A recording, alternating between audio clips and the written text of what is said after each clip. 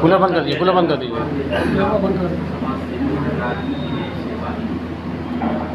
समाज सेवा में राजनीति न हो पाए, इससे कैसे बचेंगे?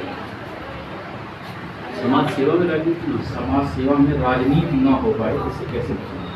मेरा ये मानना है कि सेवा और राजनीति दो पहलू में एक ही जिसे कहते हैं कॉइन है। और एक पहलू ये है कि यदि आप अपने क्षेत्र में विकास की राजनीति करना है तो उसमें दो बिंदु हैं, विकास और राजनीति। और विकास के लिए समाज सेवा बहुत आवश्यक है, लोगों को जानना, उनकी मूलभूत जो समस्याएं उनको पहचानना और उसके लिए एक सलूशन लाना। और राजनीति में ये है कि उन मुख्य बिंदुओं पे चर्चा करके ताकि लोगों का एक तरह से समर्थन मिले और उसको आगे ले जाना। मुझे इसमें विरोधाभास नहीं लगता है, मुझे लगता है कि दोनों की आवश्यकता है।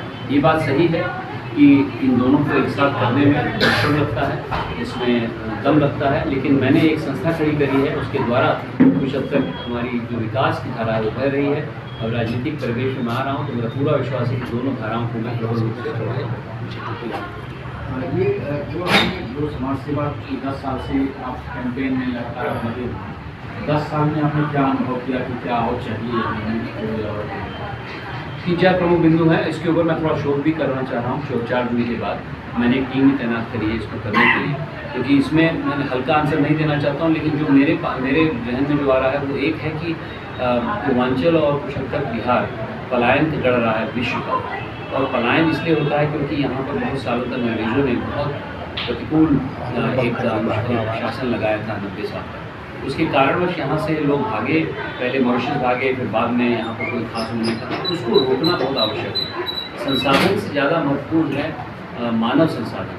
मानव संसाधन जब यहाँ रहेगा तो घर में एक आबाद सोशल इकोनॉमिक मतलब सामाजिक आर्थिक और राजनीतिक परिवेश बनेगा। मेरा ये सबसे प्रमुख बिंदु रहा है पिछले कई सालों तक कि रोज़गार यहाँ दिया जाए और रोज़गार भी स्वरोजगार से। ये प्रथम बिंदु जो कि मैं आगे भी कार्यान्वित करूँगा।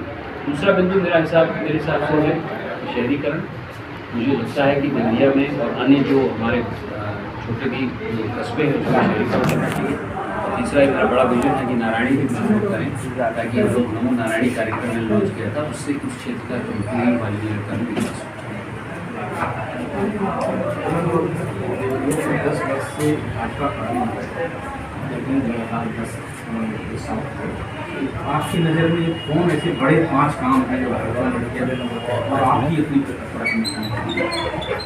सर्वप्रथम मैं बड़े से कहना चाहता हूँ कि आज ही जो बाईपास का टेंडर है वो ओपन हुआ है और 700 करोड़ का जो एक नेशनल हाईवे जो बनना था वो स्वीकृत हो गया है और उसको निर्देशित है कि 2 साल में वो हो जाना चाहिए। ये मेरा सौभाग्य है कि जैसे ही मैं इस तरफ चल रहा हूँ राजनीतिक तौर पे ये स्वीकृत हो गया है। तो ये एक बड़ा उपलब्धि है कि हमने अपने पूरे सिटी में बाईपास बनाएंगे। लेकिन दूसरी उपलब्धि मेडिकल कॉलेज में करूँगा जो जिसका श्रेय कलराज जी को और रमपति दोनों जी को जाता है। तीसरा मेरे हिसाब से इस क्षेत्र में तो नहीं है लेकिन अपने ही संसदीय क्षेत्र में है, कृषि जो विद्यालय का भी हुआ है तमकुई राज में गेंदा सिंह इंस्टीट्यूट में। और मेरे हिसाब से जो मेरी प्राथमिकता हो अगर मैं कहूँ मेरी प्राथमिकता वो 3 चीज़ें जो मैंने आपको बताया, रोज़गार स्वरोजगार, दूसरा शहरीकरण ठीक ठाक, तीसरा नमो नारायणी, चौथा नमो नारायणी थोड़ा लंबा है, चौथा मेरे मन में ये चल रहा है क्योंकि मैं अंतरिक्ष से जुड़ा हूँ, डिजिटल का काफ़ी प्रभाव हो सकता है हमारे ग्रामीण परिवेश में। कैसे हम लोग किसानों को और आगे बढ़ाएँ। और 5वां संगठन महिला का उत्थान जिसके लिए मैं पहले काफ़ी किया हूँ। इंटरनेट साथी के द्वारा 17 लाख महिलाओं को 7 जिलों में मैंने जोड़ा था। अभी बहुत बड़ा प्रोजेक्ट लेके आया हूँ बिल मेलिंडा गेट्स फाउंडेशन का। ये 5 प्रमुख चीज़ें हैं जिस पर मैं रुचि रखूँगा आगे चलकर।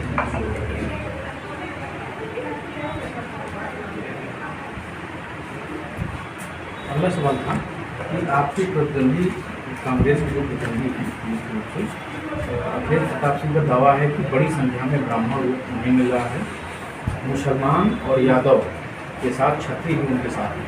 आपकी अपनी पार्टी की क्या है? ये जो जातिगत उन्होंने समीक्षा दिखाई है ये उनकी दृष्टि को दर्शाता है। हमारी पार्टी इस पर आधारित है कि हमारे सबका साथ चाहिए, सबका विकास चाहिए, सबका प्रयास चाहिए।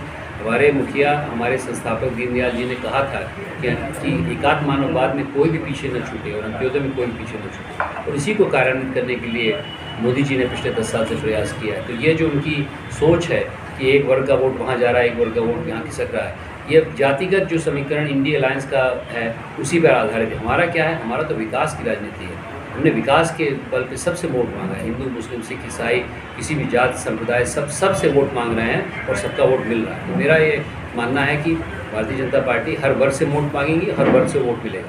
ये बात संभव है कि कुछ जातियाँ कुछ पार्टी के साथ अलाइन हो सकती हैं, लेकिन हम किसी से पीछे नहीं हैं। हम लोग सबसे वोट मांग रहे हैं और हमको सबका वोट मिल रहा है इस बार। एक और बात कहूँगा, इंडिया अलायंस का जो कैंडिडेट हैं वो बाहर के हैं, वो इस क्षेत्र के नहीं हैं और हारे हुए कैंडिडेट हैं, वहाँ पर तीसरे नंबर पर आए थे।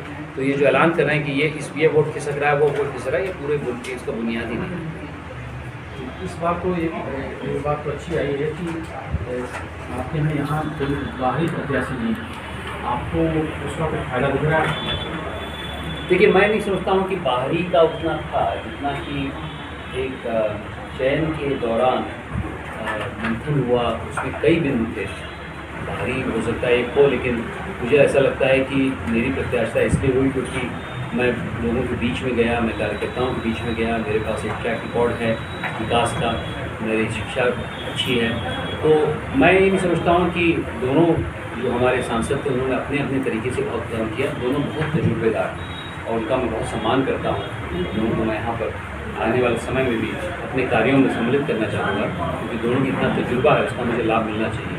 लेकिन ये बात सही है कि जैसे जैसे मैं आया हूँ, थोड़ा सा मुझे यंग चेहरा दिखाया जा रहा है, तो उस हिसाब से पार्टी ने अपना निर्णय लिया है। इसमें मुझे नहीं लगता कि बाहरी का उतना ज़्यादा। मुझे बेरोजगारी को चुनाव में बड़ा मुद्दा माना जाता है, तो इससे आप कैसे निपटेंगे? 3 ऐसे काम जिसके न होने पाने का सरकार ने 10 साल आपके लिए काम किए, न हो पाया हो, उसका आपको मैदान